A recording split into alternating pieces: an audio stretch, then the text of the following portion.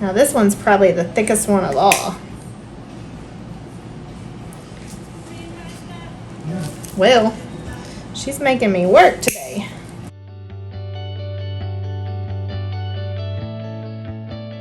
Hey guys, welcome to Lexington Podiatry. Today we have a run-of-the-mill set of toenails. It's been a little bit too long, so they're not super thick, super gross. This is really kind of what we see on a day-to-day basis. She is a diabetic, so that gives us justification for trimming her toenails. And we definitely don't want diabetics to trim their own.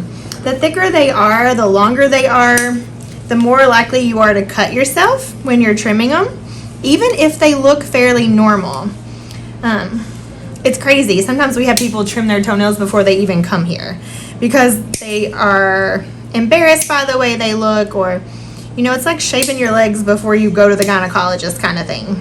You try to take care of things beforehand. But we want to see them like this. I tell people all the time, these are my favorite ones to trim. As I hit the ceiling with that one. They are the ones that when people come in, they leave here and I can tell that I've done something.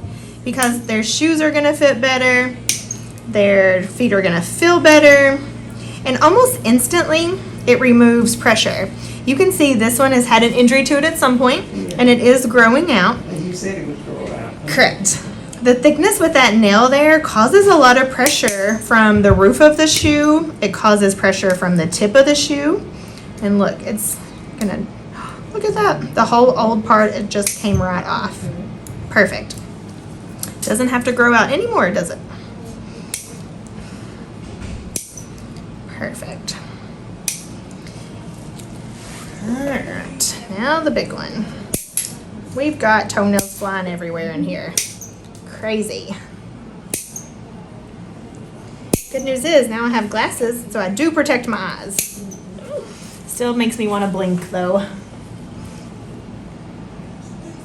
There's all this gunk that gets built up in there.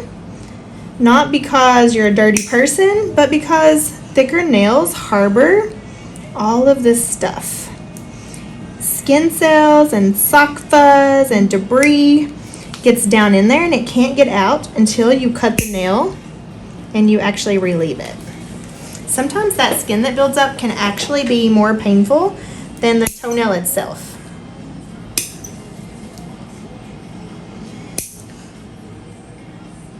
There we go. That's one of my favorite things to do is dig that gunk out. All right, 1 foot down, 1 to go. Do you need to come around? No? Okay. All right. My photographer, my videographer says she can do it from here. All right. I always start on the pinky. Sometimes I start talking and I forget where I'm at. So if I start with the same toe every time, it helps me to not forget where I am and what's going on.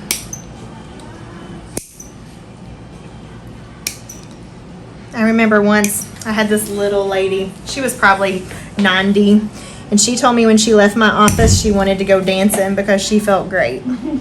That's awesome. You know, this is one of the most simple things that I can do. I don't even have to really think about it anymore at this point, and it makes the patients feel so good. Having thick toenails and painful toenails makes you squinch your toes up in your shoes. My great granddaughter said, Gigi, your feet is ugly. Okay. See? Grandkids always tell the truth, don't they? How funny. Now listen, in the grand scheme of things, your feet are not ugly. We see some pretty gnarly stuff. Yours. My feet are killing me. Yeah. Right? I wonder if it's really true. Yeah. Alright. We're getting there. Now this one's probably the thickest one of all. Well, she's making me work today. I have to go home and strengthen my hands, get me a little gripper, start doing exercises. And that's a true thing. When I first started and I was doing nail clinics all day long, your hand and your arm get tired.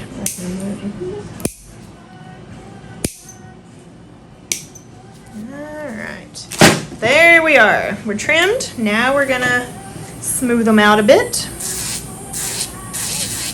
You know, most of the time I try to reduce the thickness of the toenail with the nippers. I don't want to rely on the grinder to do it. I don't like the debris going everywhere. And I think I can do a much better controlled job using the nippers because that's how I learned. This is kind of just to make them pretty. Let's do the other one. Perfect. She also has a couple of calluses here on these little pinky toes that we're going to trim when I get her finished.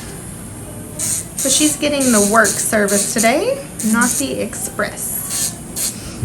She'll be able to leave here and go dancing. And she could tell her granddaughter her feet are not ugly anymore. How old is your granddaughter? Well, this is my great-granddaughter. Oh, great-granddaughter. She's 3 going on 30. Oh, that's awesome. Listen, my little boys are 4, and they have no filter, do they? None. Usually a little corn or a callus like this comes from the toe bending over and it rubs on a shoe. It's one of the most common areas for a callus or for a corn that we see. She has a matching one over here. This one's a little bit worse. Let's get an angle here. Maybe try to get out of Alexis's way. There we go. And then I'm going to tilt her up, and we've got just a couple more spots on the bottom of the foot that we're going to trim. Perfect. There is an eject button on this chair, but she's been real nice today, so we're not going to eject her. Now this thing can be kind of sore. This is not only a callus, but it has a little core in it, and when it builds up, it feels like she's walking on a piece of glass. Every once in a while we'll put a chemical on there. Cantharone is what we use here in the office, and it's kind of how we treat warts. We're going to put that on there to help pull the core out.